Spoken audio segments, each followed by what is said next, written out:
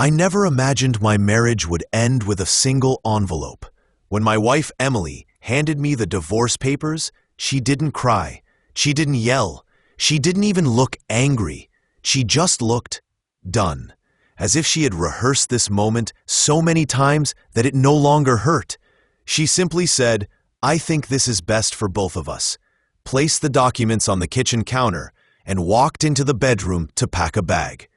We had been married for 12 years. We had problems like any couple, but nothing that felt fatal, nothing that justified ending everything without a conversation. I stood there with the papers in my hand, reading words I wasn't ready to accept. Irreconcilable differences, breakdown of the marriage, separation, all generic, all empty, all impossible to reconcile with the woman I knew, or thought I knew. I tried talking to her that night. She barely answered me. She said she didn't want to fight. She said she didn't want to explain. She said she needed to protect her peace. That last line stuck with me because it was so unlike her. Emily wasn't the type to use Instagram therapy vocabulary. Something was wrong. I felt it immediately. The next morning, she was gone. She left early before sunrise and left a short note. "Please respect my decision. I'll be staying with my sister." But that wasn't the part that bothered me. It was the last line. "Don't try to fix this. It's already too late." Too late for what? For weeks, I replayed every conversation, every argument, every small disagreement, trying to find the moment where everything shifted. I searched for the memory that would explain why she abandoned our marriage overnight. But there was nothing. There was no affair, no financial problems, no betrayal that I knew about. And trust me, I searched. The truth didn't come from her. It came from a drawer. 1 month after she left, I was cleaning out her side of the home office.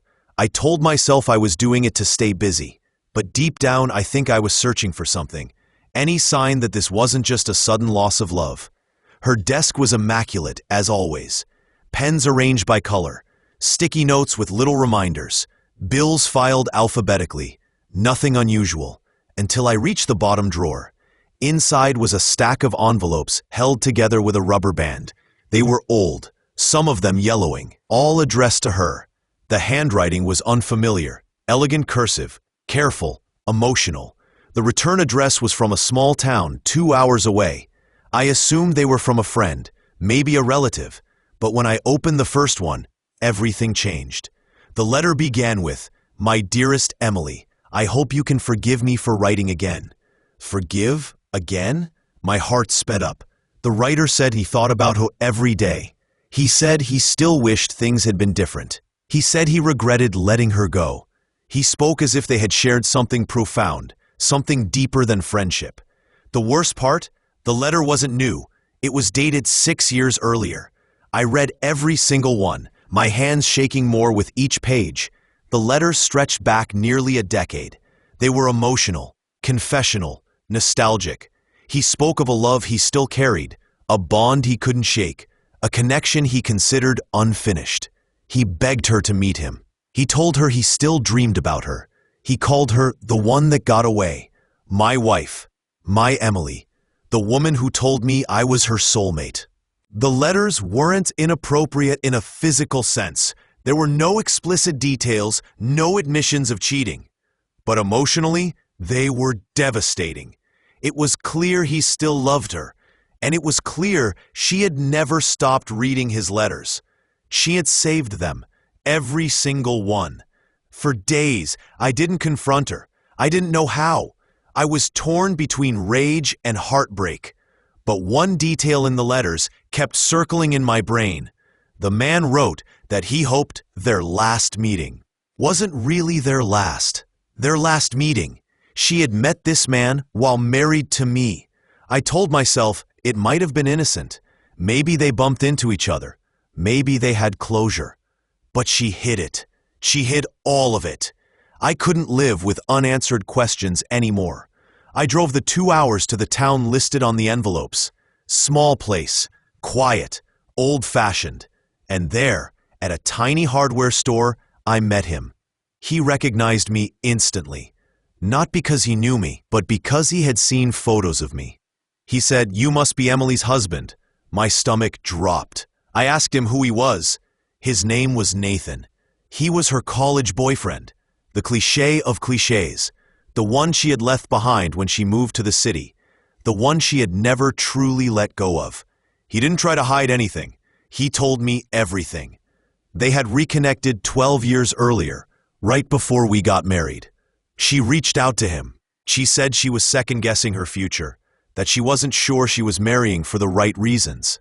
Nathan said he tried to win her back, but she chose me. Or, as he put it, she convinced herself choosing me was the responsible thing to do. But she never stopped writing to him. She never stopped visiting him. Yes, visiting. They met in person 5 times over the years. He insisted they never slept together. But honestly, at that moment, I didn't believe anything he said. He told me he was the one who ended it last year. He told me he had met someone new and wanted to start a family. And that was when Emily fell apart. He said, I think she realized she'd built her life with the wrong person. The wrong person, meaning me. I left without saying another word. When I got back home, Emily was waiting in the living room. She knew where I had gone. She knew I had found the letters. And she didn't apologize. She didn't deny anything. She simply said, I always loved him, but I chose you. And the guilt finally crushed me. She said the divorce wasn't about Nathan choosing someone else. It was about her realizing she had spent our entire marriage living 2 emotional lives, one with me and one with the memory of him. She said, you deserve to be loved completely. I never gave you that. I couldn't pretend anymore. She didn't cry. I did. Because for the first time, I understood. Not forgave. Not accepted, but understood. Emily wasn't leaving because of betrayal. She was leaving because she had never truly been all in. I had built a marriage on borrowed devotion, love she had borrowed but never owned. We signed the divorce papers a month later. It was quiet. It was mutual. It was sad in a way I can't describe. But the truth set me free. Now, when I look back on our marriage, there is a hollow sense of peace. Not because I'm glad it ended, but because I finally know why it did. The letters broke me, but they also answered the question that haunted me. What did I do wrong? Nothing. Period. I didn't do anything wrong. She just loved someone else, long before she ever fell out of love with me. And that is a pain you cannot fix, only walk away from. Today, those letters are gone. I burned them in the fireplace on the night our divorce was finalized. Not out of revenge, not out of spite, but because they didn't belong to me. Just like her heart never truly did. And now, I'm finally ready to let both go.